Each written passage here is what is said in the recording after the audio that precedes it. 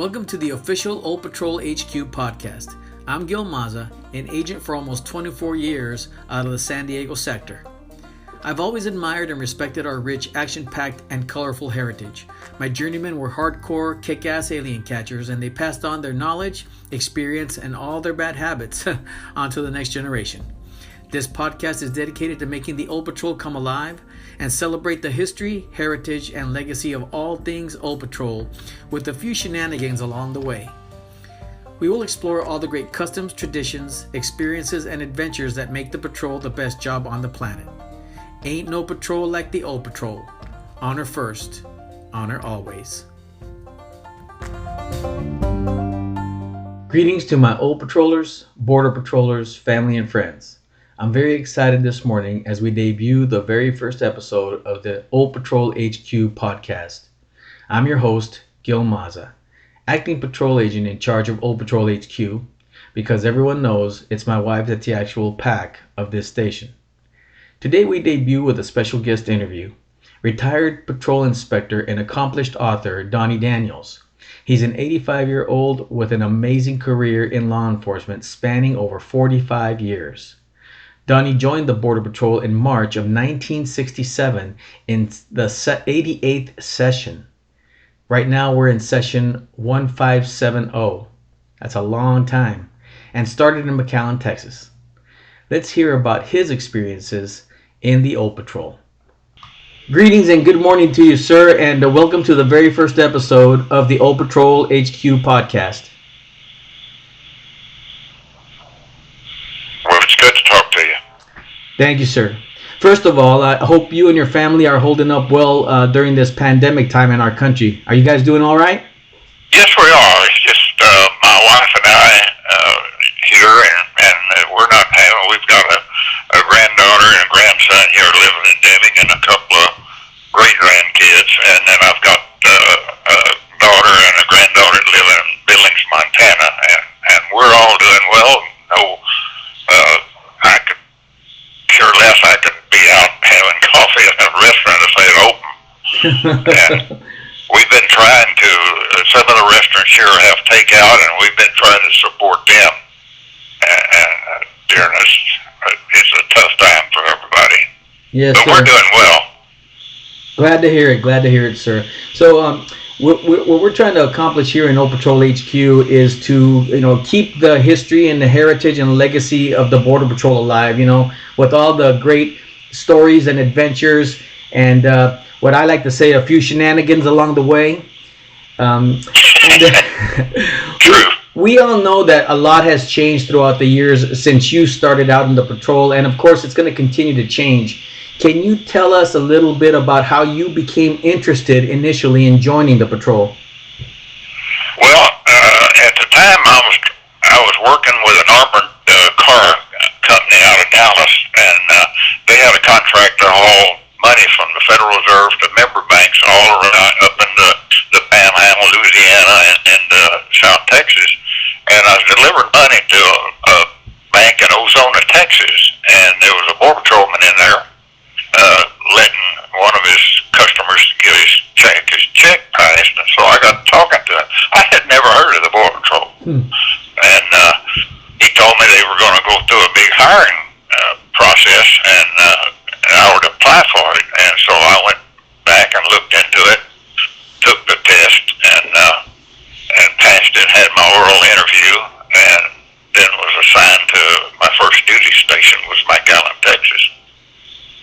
That's funny you should say you never heard of the Border Patrol, because I had no clue what the Border Patrol was. I didn't even know they existed. Because, like I said, I started working when I was 17 years old. I got married when I was 18, and had two children. And thank goodness I took a pay cut to come into the Border Patrol. Because at that time you were only making around $8,000 a year. We figured out to somewhere around $350 for a 2-week period. In the Border Patrol? Yes, sir. Oh wow, $350 every 2 weeks. Wow. I grew up in Douglas, Arizona, and I never had heard of the Border Patrol till way after I had left. I left my hometown to join the Marine Corps, and when I was here in Oceanside, California, after I had left the Marine Corps, that was when I first heard of it. But growing up in Douglas, right along the border, I had never even seen a Border Patrol agent or a vehicle or anything. Well, there was not a lot of them. It's just like when I came into Rio Grande City, which was, I came into McAllen, and halfway through the academy, they transferred me and an old boy named Eddie Bentley, who had been a DPS trooper, to Rio Grande City. And they had an old saying about Rio Grande that only smugglers and politicians live there, and you associated with the smugglers because they were a better class of people. And when we moved in, we rented a little house. It cost us, I think, $40 or $50 a month. Ah. And there was an older couple across the street from us, Lola and Juan Alvarez, and they adopted me and my family. And she would bring over at least once a week a whole cooked dinner. And she taught my wife how to make tortillas from scratch. Nice. And Juan even made her a little thing to roll out the tortillas, a little wooden thing to roll out the tortillas. So that kind of disproved the story about only politicians and smugglers live there, because they were wonderful, wonderful people. Yes. Now, what was the academy like for you in that time? You went through session 88. Where was that? Where was that located? That was in Los Fresnos, right outside down by Arlington, a little bit east of Arlington, and there toward Isabel. And where I had problems was the biggest. I didn't have problems with the law. Where I had problems was Spanish, because I'm an Okie, and Okies can't speak English very good.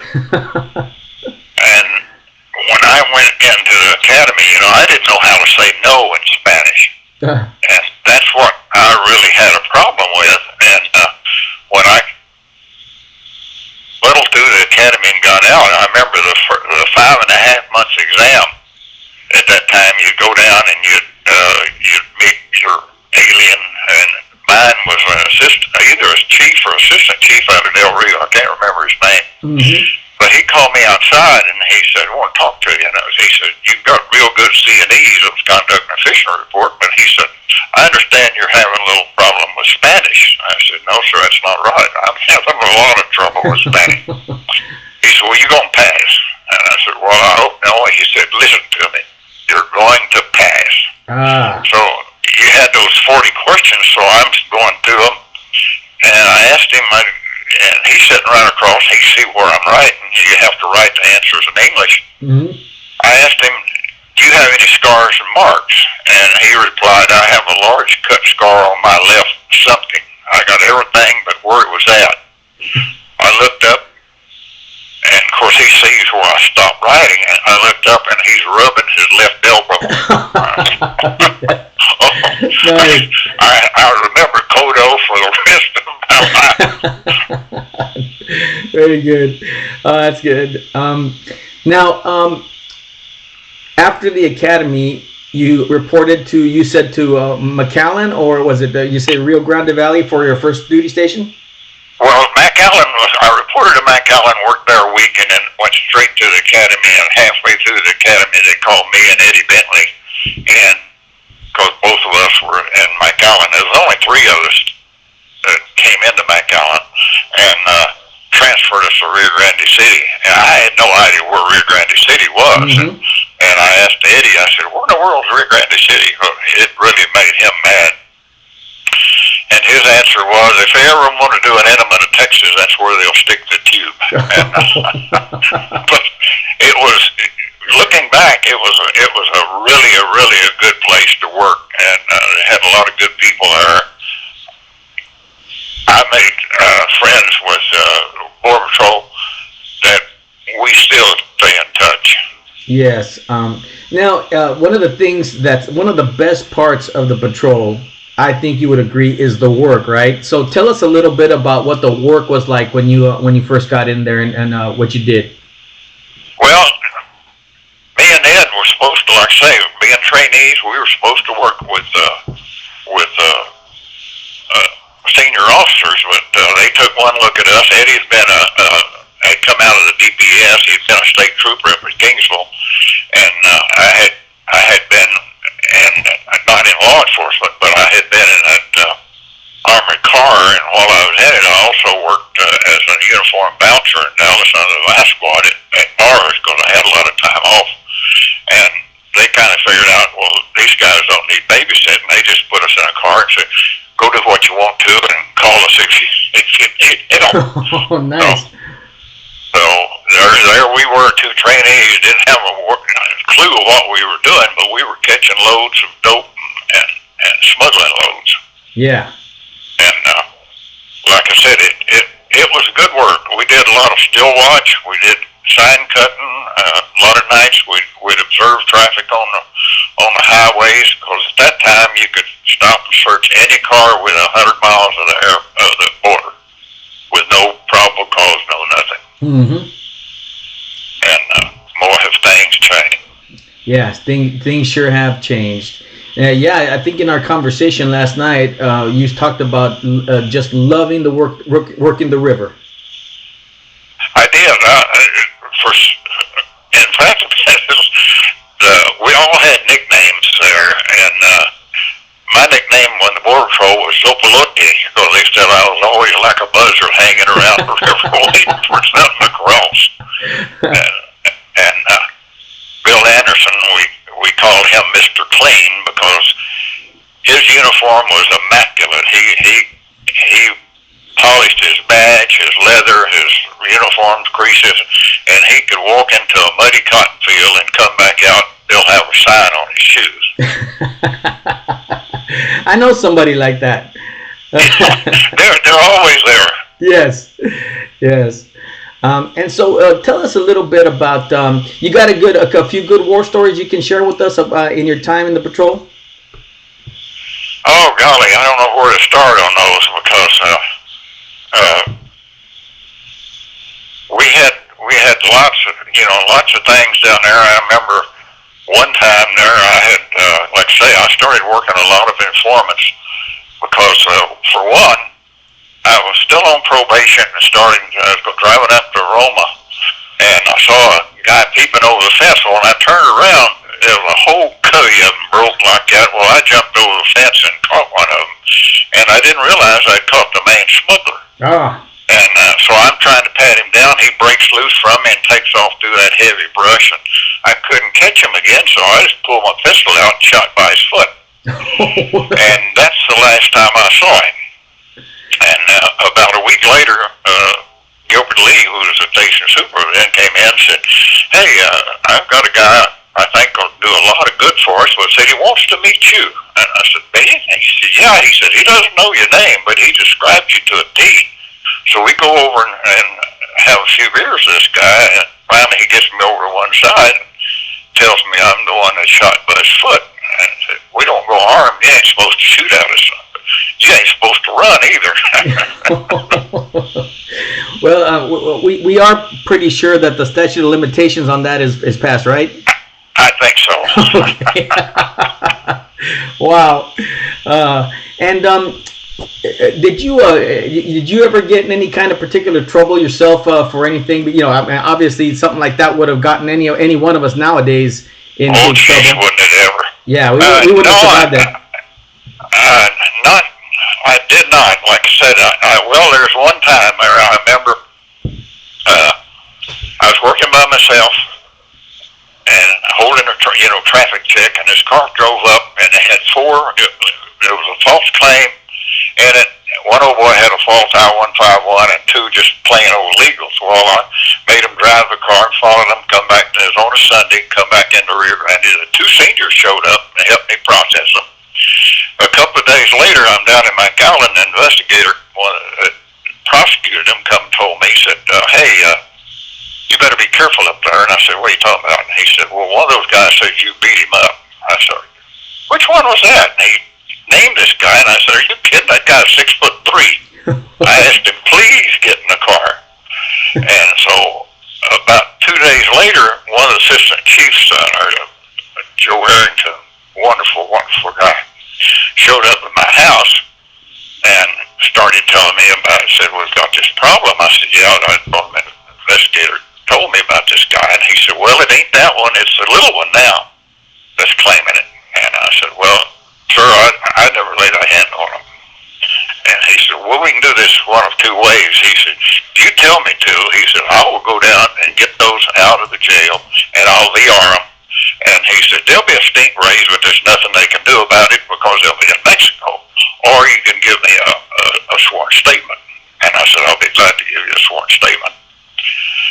Found out later that Mr. Arrington, after taking my sworn statement, went straight to the Edinburgh jail, got that guy out, set him down, took his gun off, hung it up, and told him, said, I want you to show me how this guy did to you, what he did. And, well, you know, he's done. He said, no, we're going to do something. I said, you show me. He said, well, he said, actually, he didn't hit me. He said, one time he touched my shirt with his finger and told me not to lie.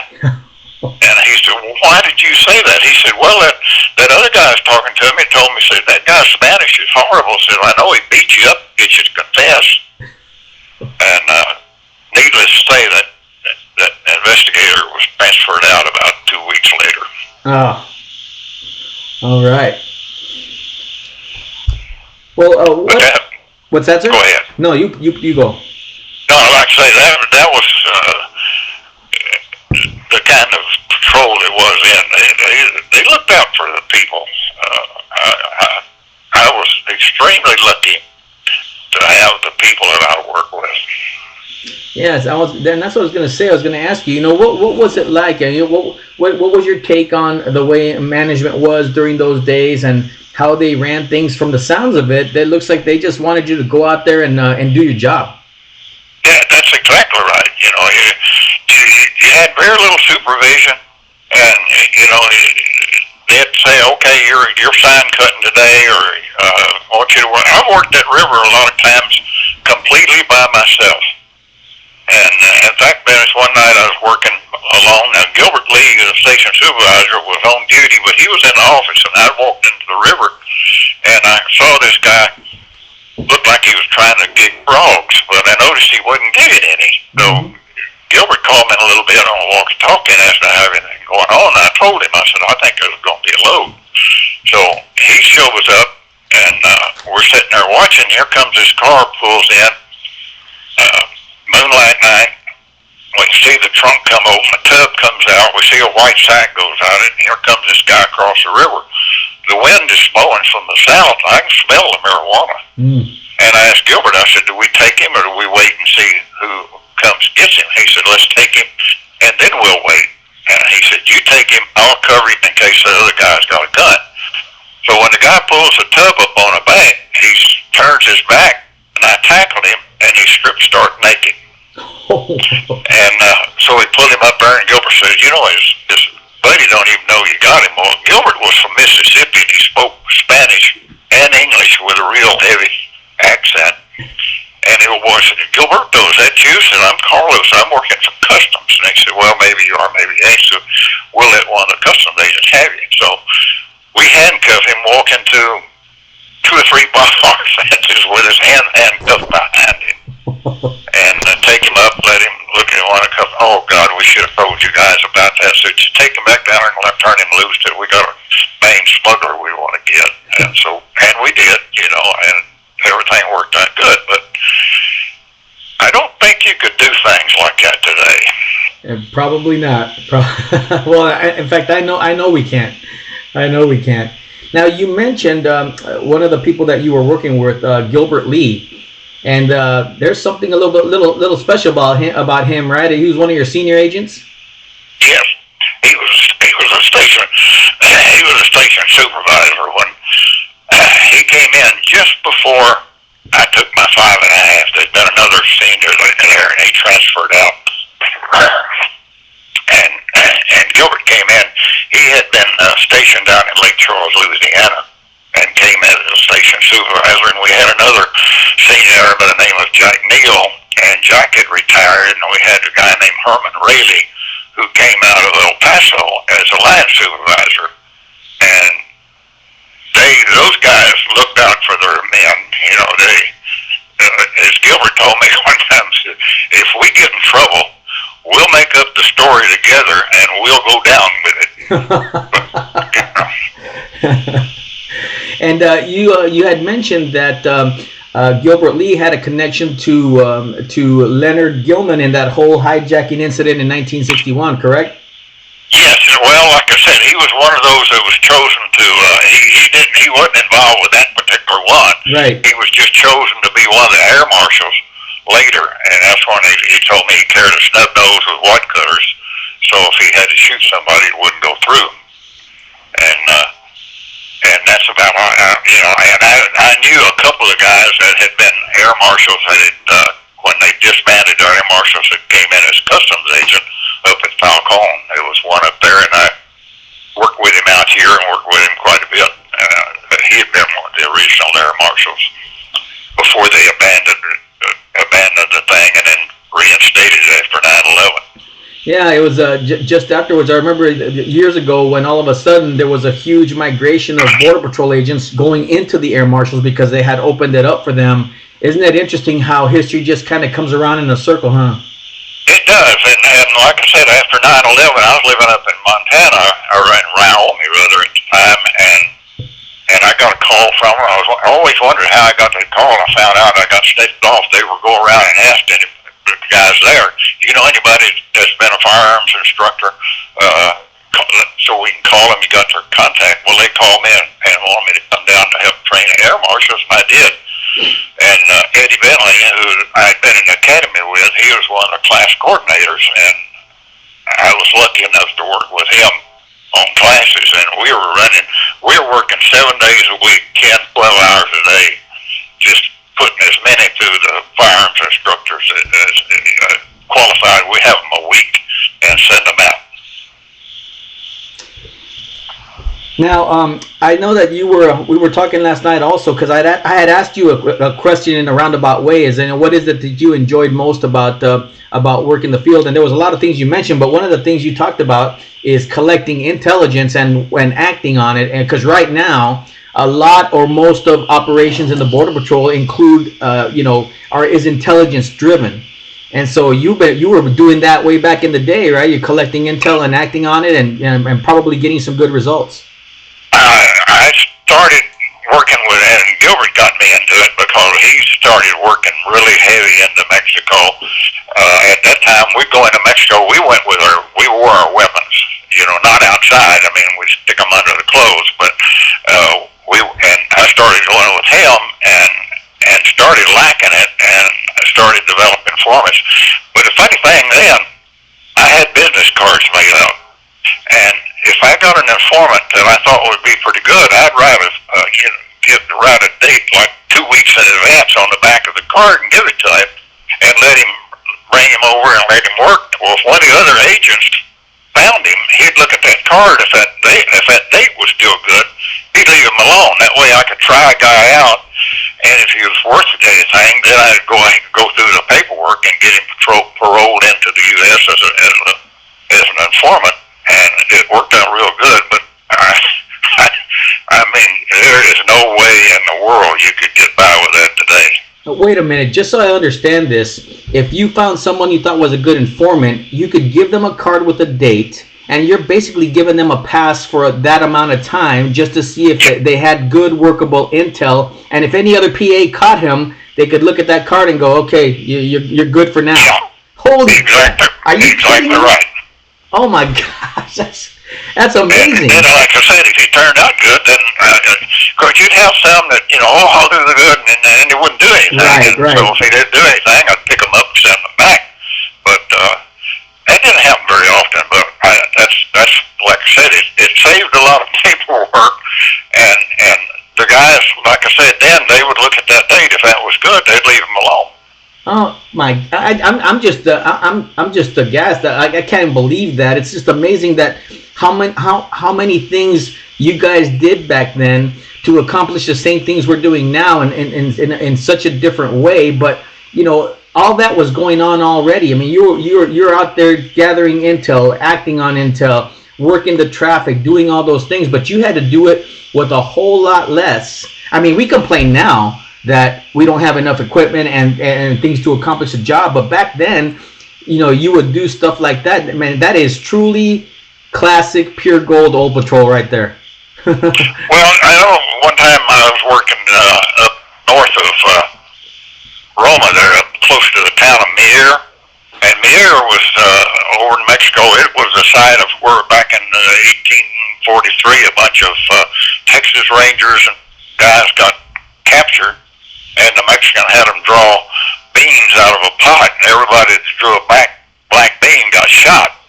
And I was working up there, and I saw this young boy with three guys on the other side, and he's pointing around. So he leads them through the river. He takes his clothes off. He's just got on a pair of shorts, little jockey shorts. Leads them across the river. There's four of them. So I sneak around and get between them and the river, come up and get them, tell the guy to sit down. They immediately sit down. I got this guy, and this poor little boy, he's about 14 years old. His whole butt of his shorts is out, and he's begging me to let him go back there instead of taking him down to Roma and letting him walk through Miguel Alemán and have to walk the 10 miles or so back to Mier. So I take him over to the other four, and I tell him, I said, this guy did not snitch y'all off or anything, but I said, look at him. I said, if I take him to Roma, where I'm going to take you guys, well, I sent them on an airlift at that time. I said, he's going to have to walk through town with the whole butt out of his shorts. Would you approve of me letting him go back here? And they said, oh, yeah. So the kid, I said, okay, take off. So he wades back through the river, and he gets on the other side. And I thought, okay, here comes the old finger in the air. He turns around in perfect English, says, thank you, mister. And he gave me a lot of information after that. Excellent. Well, we know that I know that after talking to you that you eventually ended up leaving the patrol, and I know you don't want to talk about the specifics of why that happened. Enough to say that you had a very legitimate, that pretty much any one of us would have done the same thing at the time, and you moved on to a job called the Customs Patrol, which I had never heard of. Well, I'll give you a background. The Customs Patrol was founded in 1853, and they were on the border. I knew, well, I didn't know him. My daughter married into some people here that one of the uncles was a Customs Patrol officer back in the 30s, and they gave me one of his old canvas stop signs, and I finally donated it to the museum here, but Customs Patrol had been in position. They'd abandoned it. They'd bring it back. They'd abandon it. And after they created DEA, when they took the customs agents and Bureau of Narcotic Drugs and created DEA, Customs wanted a presence on the border, so they reinstated the Customs Patrol. And one of the guys that I had, Bill Anderson, who I'd worked with there in Rio Grande, was in El Paso, and they brought him out to Deming as the head of customs, and they hired people from everywhere. Mm-hmm. Some of them were too good, and they had about 10 or 12 guys, and he'd been trying to get me to come over. By that time, I was working the Spencer program for the Border Patrol, and I finally got enough, and I came over, and because he'd been trying, I said, you still got to open in here for the Customs Patrol, and he just opened his drawer, pulled out a form already filled out, said, sign there. And the patrol director in El Paso had been, half the people in Customs came out of the Border Patrol, which was surprising to me. Yeah, wow. And just about every one of them that I run into, some way or another, came out of the Border Patrol and went on into the things. And then they wanted to reduce the station down. We had about 10 guys, so they came in and was going to move us, and instead of going on government time, their union came up with a thing they would use customs time. Well, it come down to, there was 5 guys of us here, or 6 of us, I guess, and I had less time in custom time than the others, so they left forward and asked me where I wanted to go, and they offered me Presidio and Beaumont, Texas, and out to Presidio. Mm-hmm. I was down there about 3 or 4 months. The supervisor here left, and I put in for it and came back here as a station supervisor for custom patrol. And at that time, the patrol director had been an old border patrolman, and he came over and he wanted to know, said, the station's not doing good. So what can we do? What would you like to do? I said, the first thing I'd like to do is get out of these uniforms, get rid of these marked units, get unmarked cars, and let's start working information. And he said, let's go for it. So I went over, after that I went over to the Border Patrol. I told him, I said, I know there's been friction. From now on, we're not going to be patrolling the border. We're going to be working narco information. And if we have information that a load is coming across, I want a Border Patrol right there with us. Yeah. And so we got along pretty well after that. Excellent. Now, I want you to tell the everybody listening what you told me about how you created a job for yourself.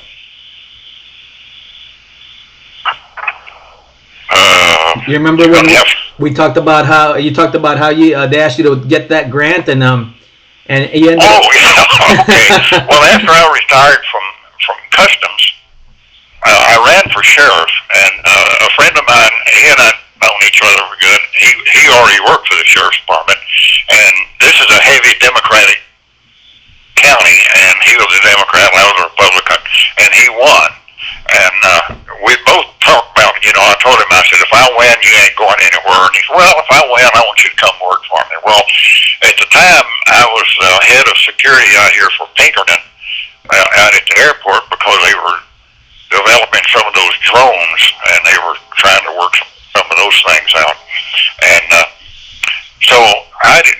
Every time I'd say, when are you coming to work for me? So one day there I was walking across and he was standing outside. Hey, when are you going to come work for me? And I said, how about right now? Well, the only thing I can offer you is a deputy position. I said, I don't care. So he put me as a uniformed deputy, and then he came to me and said, we've tried to write up some grants. Said if we can get a grant approved, they will give us 2 new vehicles out from the state and pay a narcotics investigator half his salary for 2 years. Said, would you write a grant up? And I said, sure. So I wrote the grant up, and I put in what the investigator needed, and I wrote it where the only person there could apply for it would be. Because I put in, training for this and going through, I listed everything I had. Yes. and only one other guy put in for it, me and him, and I got it. And so first thing I did, I told the sheriff, I said, okay, first thing I want to do, I said, I want to go back and work over there with customs. And he said, why you want to do that? You retired from them. I said, because they have a program now, if I'm involved with any seizure they make, we can come in and get the proceeds. We can get vehicles, we can get cars, we can do. He said, okay, well, whatever you want to do. So I did, and I had a brand new Ram Charger that they developed. So after working about 3 months, I came to him and I said, listen, in about a week I'll turn that Ram Charger back. I got a car coming out of seizure that I'm going to use for my vehicle. He said, what you got coming out? And I said, a Cadillac. So he stood there and he said, after he saw the Cadillac, he said, have you got any other cars that's coming out? And I said, I got a real nice Oldsmobile that's going to be out in about a week. He said, well, I think I'll turn in my car and take it. I said, how would that be? I said, you're the sheriff, whatever you want to do. Yeah. Nice. Well, you've had about 45 years of law enforcement career behind you? Well, 30.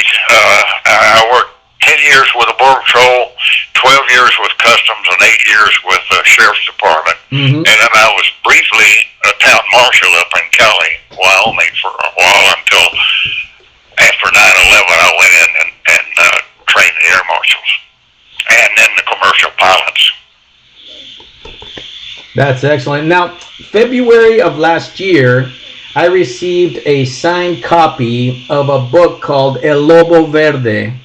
And so, talk to us a little bit about how you came about to end up writing a book based on Border Patrol adventures, which I love, by the Well, way. yeah, it was something I kind of always had my mind into, and by that time I had ran for sheriff again and got defeated, and the old boy that took my place, he and I worked together. He'd been a detective here, like I said, this is a heavy Democratic Party, and he was going to demote me from captain down to patrol officer, and state law says he can't do that. Him and the county manager did it anyway, and so I just went on sick leave till I had my 8 years in, pulled the plug, got a couple of lawyers and sued the county and won. And a federal judge told them, so you can't do that. And that's where I started, I had a lot of time on my hands, and it was write the book or shoot somebody, and I thought, well, okay. So I drew heavy on my experiences in the Border Patrol, other than, like I said, I had to spice it up a little bit with shooting, which didn't happen. But the rest of the stuff is a lot of it. Anything that does deal with dope in that thing has got probably 60 to 70% truth about it. Mm-hmm. Well, you can feel it when you're reading the book. I went through it, and following the adventures of Jeff Larson and all his misadventures and everything else. And I can see that you draw heavily from your experience. You're talking about how you had told me that a Mexican official had told you don't go to Mexico unarmed, right? That's true. The commandante there in Camargo, he had flat told me, and when I'd go over, in fact, I was over one day. He had a little cantina on the outside of Camargo, and we're sitting in there one day, and here come these two guys in from Rio Grande, and I guess they didn't think anybody knew who I was, so they started mouthing around about the Border Patrol in general, me in particular, and finally he gets up, goes over and gets his 38 Super. 1911 comes over and tells him, say, you want to start some crap in here, you started with me. And then he comes and they scurry out of the bar. He comes down and sits down, and I tell him, I said, boy, I sure like your grips. He had those gold grips on his pistol. And he said, you got your gun? And I said, well, certainly, and I pulled out my 1911. And he went over and got a screwdriver, took my wooden grips off my gun, put his on mine, Oh, wow. And handed it back to me.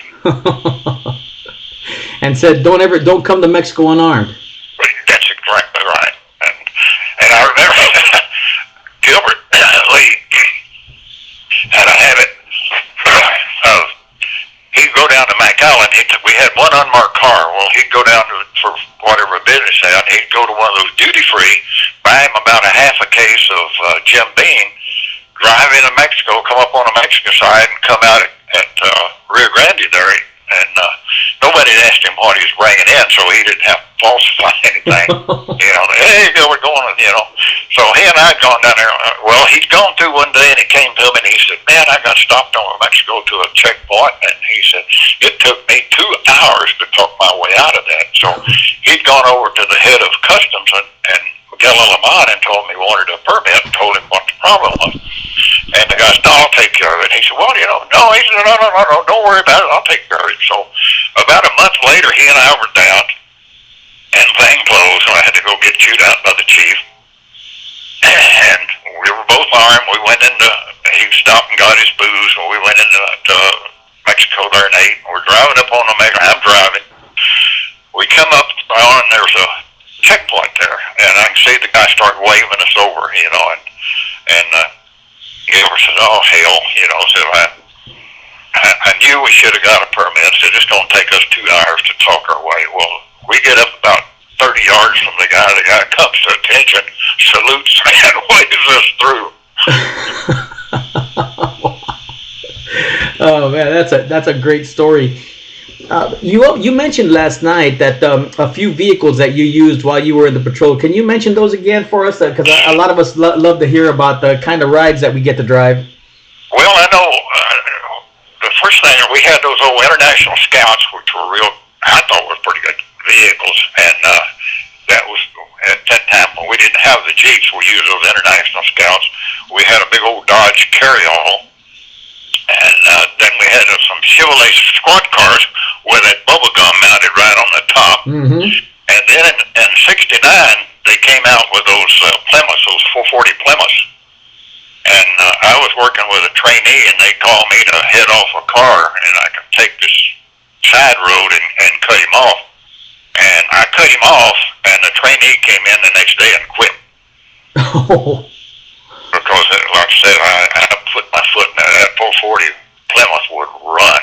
And ever since then, Border Patrol agents have been pushing the limits on our vehicles all the way ever since then. Well, I remember when I was still working here, Jerry Duncan, who'd been the PG instructor when I went through the Border Patrol, opened the Deming station when we came here in '71, and there was only 5 of us up here. The main station was at Columbus, and then after Jerry took over, he had a thing that said, you guys could take a bowling ball and make it square.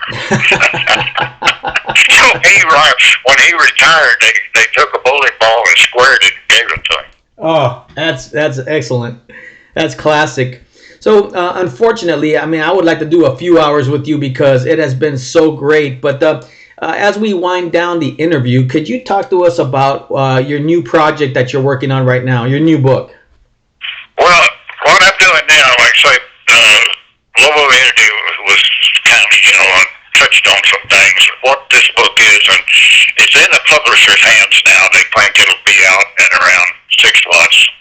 It's called Border Tales, and there's little short stories from the Border Patrol on into Customs as a deputy sheriff, and even some, I think, and when I was training the air marshals. But they're true stories, but they're little short stories. It's going to be, I forget now how many pages it is, but it's something like 53,000 words. Mm-hmm. And it's supposed to go on sale in about 7-8 months. That's what they're looking at right now. And I think they all need to get fancy and start pushing them. But I've just sent the manuscript off, and we've had some discussions about what I wanted. And one of the things I told them that I did want was the dedication. And at first I had it at the back of the book, and the guy said, well, dedication is supposed to go in the front. I said, okay, we'll go along that. But what I did, I said on the dedication, dedicated to all law enforcement officers, especially the men and women of the U.S. Border Patrol. Without the training and experience I obtained from the USBP, I'd probably still be driving a truck or punching cows. Amen to that, sir. Well, I don't know what I expected from this interview, but I'll tell you what, it surpassed all my expectations. As far as, I am a fan and a lover of all things Old Patrol and our history and heritage and legacy. And man, you embodied all those things all in one place, along with those shenanigans we were talking about. Well, like I said, the Border Tales will dwell into a lot of those things a little more in detail. And like I said, there is no fiction in it. They're all true. And all I can say is thank goodness for most of the people are dead now, or time limits, they can't come back and prosecute me. Well, amen to that. Amen to that. And with that, we will bring this amazing interview to a close. And again, Mr. Daniels, I cannot tell you what an honor and a privilege it has been to record these words from you for everyone, Border Patrol agents past, present, and future, to hear and see what it was like to live what you lived, which was an amazing career in law enforcement. Well, I appreciate it. And like I said, I have a lot of help, and a lot of people was in there with me. All right, so well, thank you, and God bless you, and maybe we can come back for round 2 sometime in the future. Well, if you ever come to Deming, stop in and give me a call, and we'll have coffee. Ah, now that sounds great. Have a good day, sir. You too. Bye bye. All right, bye bye.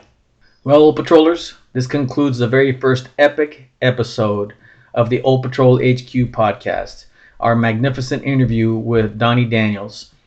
I hope you guys enjoyed it. A little trek through the good old days of our history, heritage, and legacy, with obviously quite a few shenanigans along the way.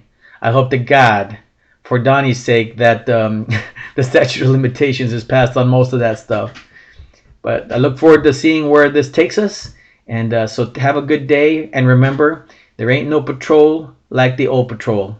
Honor first, honor always.